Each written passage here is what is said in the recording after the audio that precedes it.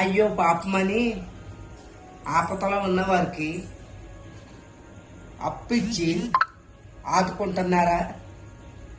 అయితే కనుక ఖచ్చితంగా మీరు వారి దృష్టిలో అప్పిచ్చినప్పుడు దేవుళ్ళు అవ్వచ్చు, కానీ మన అవసరానికి మళ్ళీ తిరిగి అడుగుతాం కదా, అదే మన డబ్బులే.